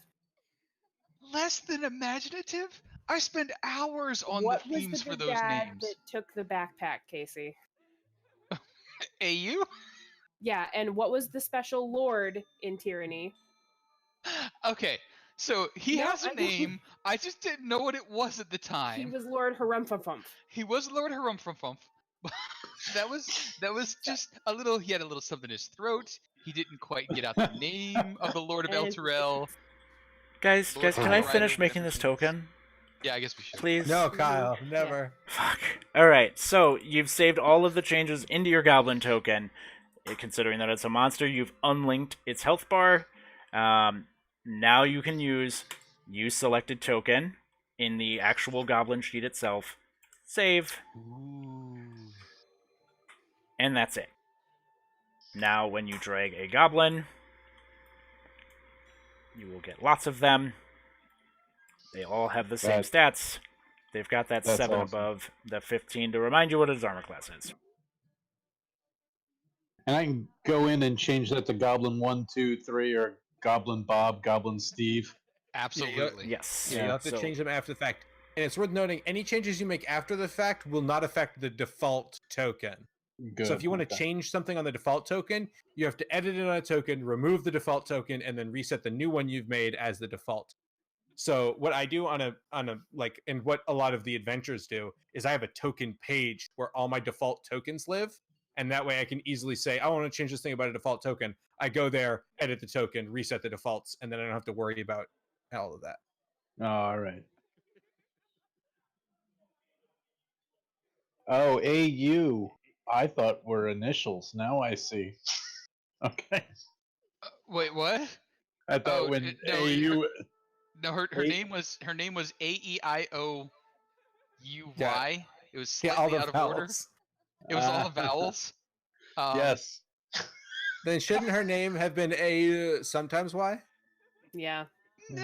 That's more accurate. Okay. Her full proper name, though. Yeah, that's her full name. I forget what sometimes it's her middle name. So the ogres' names were all something like it was either OT or OK, and then every consonant, like all the hard consonants. You didn't want to take my compliment back, Casey. Yeah, you're just so mean to me. No. Come on. Think about the literal minutes of work it took for him to name all of those. Okay, so the first goblins you encountered were named from Shakespeare's yeah, I know, Caesar. and I killed the shit out of him anyway. Killed the crap out of him. You know what really sounds useful for Casey? It'd be like if he had a name making macro. Speaking of macros, were there any that we wanted to follow up with? Can you Specific believe it? entries? He doesn't actually drive, folks, but he's railroading this so hard.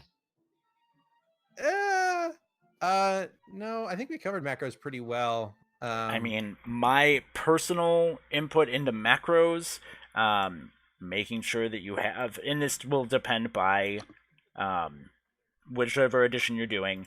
I have one that's just for initiative, and it rolls a selected NPC's initiative, so all you have to do is click the token and click the initiative button, and it puts it on. There isn't anything like on Fantasy Grounds where it rolls initiative for everybody, or no. There's There's APIs that can do that, sort of. I don't like it. I like people to roll their own initiative. So, okay. Well, where it helps is for GMs, and it doesn't have that. If you've got like 5 goblins, you have to roll each one individually. Right. Okay. And you guys are. I mean, I'm not a coder, but I can go and look this up and just scrape it off and put macros. it in. Yeah, API, not so much. All right, I don't even know what an API is. That's where you put. We'll talk about it later. It's like special scripts that affect the way things act in the game. Sean, why don't we talk about it now? Because it's next on our list here. So I don't APIs. need to derail it. No, that's fine. It's next on the agenda, and we have to follow the agenda. APIs are special scripts that you can only do as a pro member. They affect the way things act in the game. They can be anything from quality of life to visual to like they can randomly generate stats for things. You can do lots of cool stuff with them. Unless you know how to code, do not mess with them yourself. But there are a lot of people on Roll20 who have taken a lot of time and effort to make API scripts, and quite a few of them are quite good. Take some time, look and see what's out there. Kyle, you're unfortunately. Oh, I see. Now it's Sin. We'll be able to. So if you want to get to your API scripts, you don't launch the game. You click on a game you are GM of. Don't launch it. Just click on it. Yeah, there you go. And then under settings, you click there and go to API scripts. There are some Roll20 has preloaded, and there are some that you have to put in yourself. A lot of them have like GitHub pages that you can put things in. So like on a little drop-down list, if you're using the OpenGL 5e sheet, there's one designed specifically for it to do things like ammo tracking and spell slot usage. So that kind of boosts the effectiveness of the sheet. Mm-hmm. Nothing you couldn't do yourself, but there are some cool ones that Sean uses that are like turn tracking and blood spray. Right, like I've got some that automatically like put a highlight around the person whose turn it is and like announces it in chat. I've got ones that make a little aura around the character that starts at green when they're at full health and then slowly turns to red as they lose health and then marks them with an X when they're at 0. They're all a lot of those are default ones. I didn't really change them. They all have settings. There are some that can really save you some time if you want to get into them, like importing character sheets and stuff. A lot of those things are a little bit more finicky, but there's a lot of them, and if you have, it takes some time to learn them. It's definitely a process. It's not easy, but if you can get them working, they can add some cool things. But you have to be careful. I would recommend copying your game and then messing with API scripts, because sometimes they can cause very bad things to happen, like you lose a bunch of data. So be careful. A lot of the more basic ones won't, but if you're using more in-depth ones, it can really mess with some stuff. So be careful. API responsibly. All right. Speaking of APIing responsibly, for a practical example, this is what an API script can do. This is our turn bopper arounder. Mm-hmm. Yep. As you can see here, Bishop's turn was just done. It's now Andrew's turn. When he's done, he can Just click end of turn and shift it to the next one. Yep. And a lot of that stuff is editable. Like in this API script, you can change it so it doesn't ping the token; it just automatically does it. Or you can turn off the chat messages. You can do a lot of different things with them. They're pretty nice. I love how pretty the chat messages are. Yeah, a lot of them are quite well designed. So actually on that, here's two things. One, you can pretty up the chat messages just with a little tinkering on the sheet. You can do things like inserting GIFs. For the love of everything, do not let your players know how to do it until you are ready to deal with the level of nonsense that will bombard you. Yeah. Yeah, I'm not going to let them know ever. Okay. Yeah, good call. So, good call. Woof. Gifts for everybody. Gifts for everybody. And on certain games, they really work awesome. I would certainly allow my players to add static images to any of their attacks or spells or anything. Static images, nothing. You wanna take a look at some of the Curses Strahd that I ran with Acheron and Dave, or pop over to the Dark Isle. Oh, you can get a little Dark Isle nonsense. So many gifts. You know what? Even though, like, I'll even say for static images, though, especially, and I know my perspective always comes from trying to stream, but there is a limited amount of space in the chat box. Right. You know, That's sometimes you want it taken up by spell gobbledygook. That's interesting. Taken up by the same image every time a monk hits something with unarmed strike. Okay. See, they need to up their game, so they got a rotating library of pictures, so it's a different one, and they've got like 100 they randomly choose from. I'm sure that's number one priority for. That's what we want to do for them to be working on. But that is the script interface that you've got up on the screen there. Casey, somebody has stepped away. Would you like to talk about the status on tokens? Oh, sure. Real quick. If you take us back, can you get us back to the page? Do you have the mouse?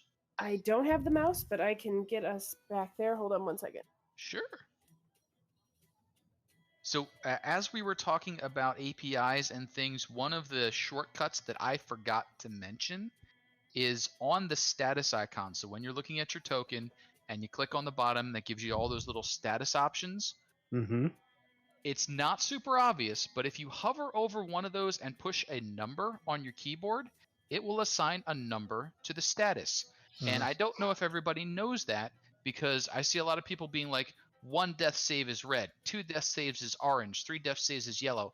Instead, you could just do Skull and Crossbones 1, Skull and Crossbones 2, Skull and Crossbones 3, and it makes a cool little set like that. So for anything that you're doing up counts on trackers, things like that, death saves, death passes, turns that are counting down, if you feel like counting down turns, you can use those, and they're pretty handy. I'm going to have to test that out. And maybe I'll have a visual for that someday, but I think Sin will kill me if I criticize. She dangerous. She dangerous. Another thing. If you use the 2 most popular browsers, Firefox or Chrome, yes, there is an add-on, a browser extension called VTT Enhancement Suite. Get it. It is very nice. What does the VTT Enhancement Suite do? A ton of stuff. Bulk macro rolling, character table macro exporting and importing, hit dice rolling and applying, middle click layer switching, macro generation, animated backgrounds. The 2 things I love the most about it are it changes the menus for status icons and for the pages at the top of the screen. You know, Casey, you'll understand this. In Curse of Strahd, there's a ton of pages, right? There are a few, yes. Imagine if instead of like having a big square, it was just a very concise list with a little picture, and it dropped down instead of being across the top of your screen, and you could very easily swap between the 2 of them without having to scroll slowly back and forth. It feels like somebody has known that pain, yes. Yeah, or if you want to find a specific status icon and you can't find it, but wouldn't it be easier if they were all just on one little nice compact window that you could just see them all and be like, it's right there, rather than scrolling up and down trying to find it? does that. But yeah, it also does, like, if you have token actions on your NPCs, you can mass roll saves or you can mass roll initiative. I'm gonna have to try that one out. But so great. what she's doing right there, where she's clicking on a token, if you hit the I little wanna see round that. circle. Oh, Sin, Sorry, you got it? I'm Think of some looking at the VTT enhancement. Hold on, let me move back. All right, Sin or I'm there. Kyle, click a token that's not below our bag of holding. Hit that guy in the middle. Who is that? You mean Juge? Juge? It's Juge. How could you forget Juge? I didn't realize it was Juge. Oh, you gotta go with the blue guy. So hit the little status icons, the little circle below. Looks like a little globe with some shine on it. There we go. So hover over the skull and crossbones or any one of those, and then hit like the number 1 or 2 or 3. And then move away. And you will see if you were to zoom in a little bit, it's kind of hard to see from a distance, but it's got the skull and crossbones or whatever it is, and then the number in there. And that's a really nice way to track things like death saves, or if you've got a countdown on things, like you're tracking how many rounds somebody has left on like this Or spell, like Spiritual Guardians. Yes. You can apply those that's countdowns. That's awesome. And there are some APIs that will auto deduct the numbers. So there are some APIs that do countdowns on those based on turns going by. So you can manually do that. That part's free. If you go with the Pro and you invest a little time in setting up your APIs, you can set up auto countdowns so that at the top of every round or when that character's turn comes around, it automatically deducts from there. So that's super cool. Does help keep you organized. And that was the thing that I forgot about status to mention, is the little number trick. It's a sweet little trick. Do you guys use Aura? Does Aura let you like areas like spell effect at all, or is that something you draw on with a circle kind of thing? Auras will do for like things centered on a character. Auras work fine, but they don't work for like a fireball or a burning hands or anything like that. Yeah. For a lot of those, it's nice to have a token on a token page of the appropriate size that you can drag on, or throw something on the screen and just add an aura to it. So if you just drag, like, you could have just a circle that you've drawn. Double click on the circle, convert it to a token, and give it an aura and drag it around. You could drag Poor Mord into it and inflict horrible damage on him. Okay. And there are some token packs that are spell effects all set up nice for the grid, which you can preset those up, but you have to pay money for those. Oh, I have so much practicing to do. It's mostly a matter of just, oh my god, this would be so much easier if it did this. Look up the thing you think would be easier, and somebody will probably figure it out.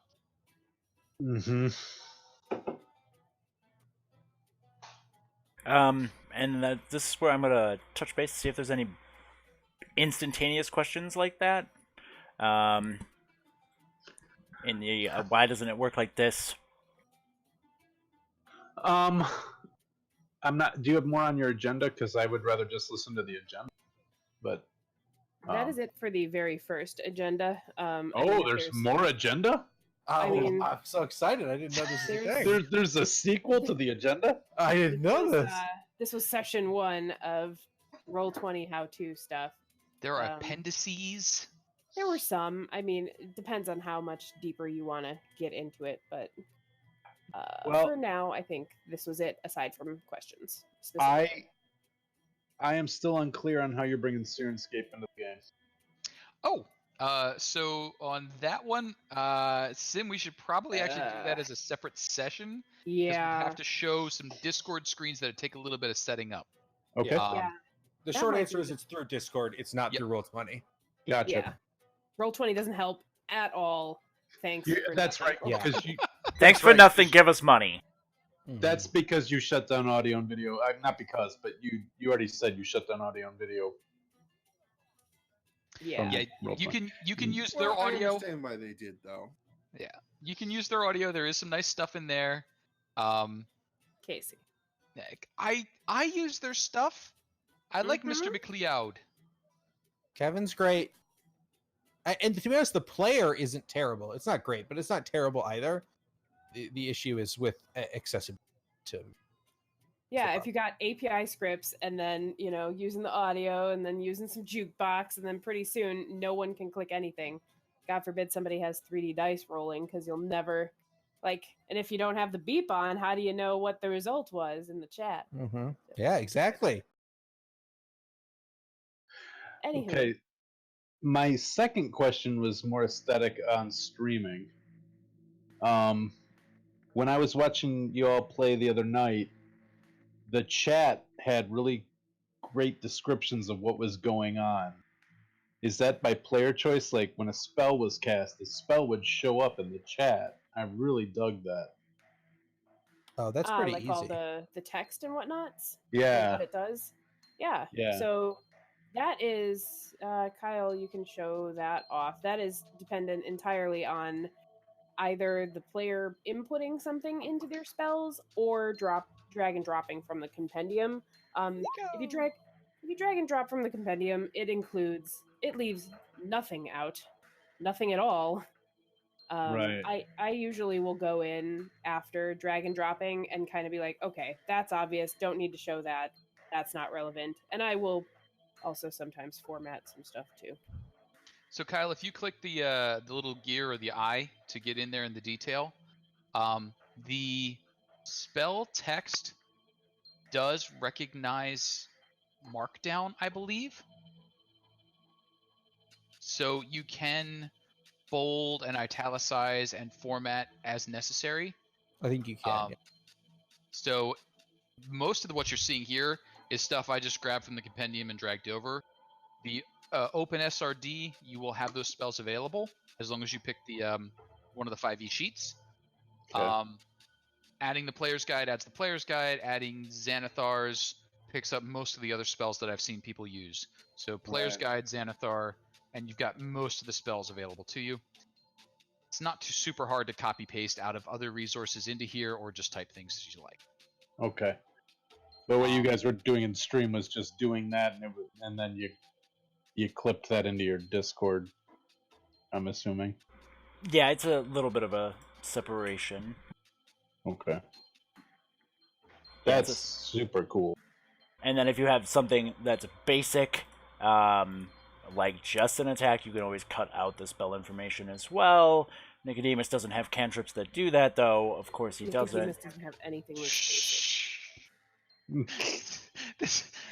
But you can see here, he's got a rebuke, and it just is the dex save and the damage. That's still, I think, really cool to see. As somebody who was watching you, it was cool to watch that in the chat, to be honest. I really.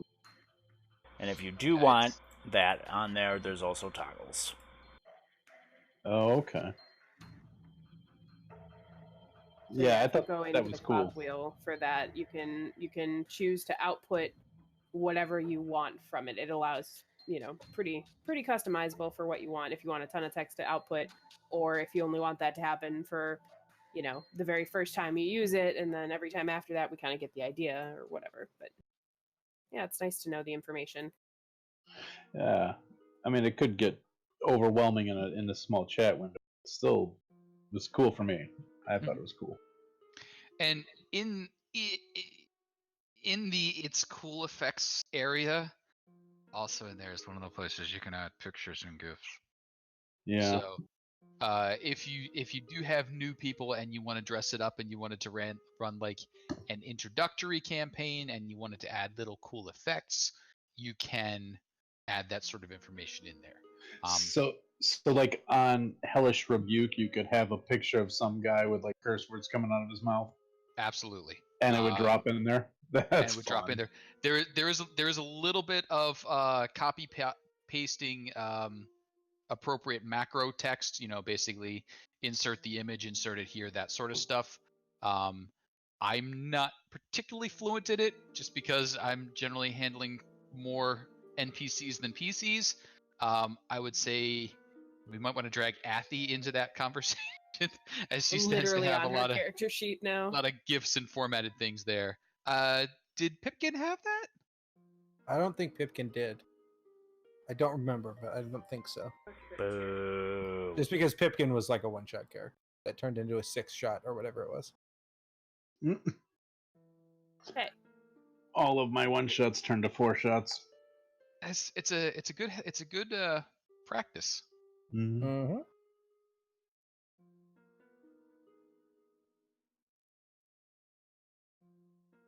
I'm gonna- digging the Dark Elf Harpist. He's got to go. Where is it? But yes, while I am tracking down an example of picture in action, god damn it, Trade Curse, where are you? The Doom Vault. Oh, Doom Vault's so good. Yeah. Was there anything else popping up? In terms of For questions?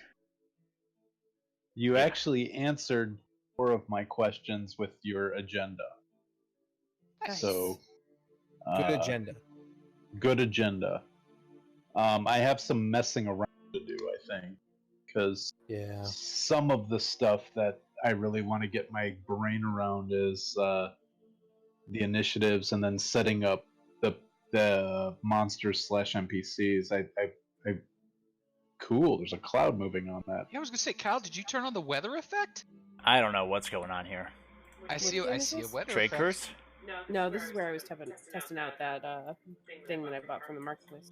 Ooh. So on that note, there are things you can buy from the marketplace, like weather overlays that have clouders and rain showers and that sort of thing. Look at how natural it is. Yeah, it looks Well- supernatural. I mean, I feel like that one's a very compressed cloud. Along with everything. Oh, there you go. There's a good slash. Something else underneath it. It's raining on Link. Anyway. No. What has happened to this game? I feel like someone's been experimenting. I have. I remember don't then this was a remember proud that. and noble game. Oh, let's just make Anyway. it Storm on Chloe, that's fine. Wait, why did the cage get in there? Where's Chloe in there for? Okay, but there's the GIF in the chat. Yeah. So Okay. basically, after a while, players will figure out that they can scribble on your games. Oh yeah. Good God.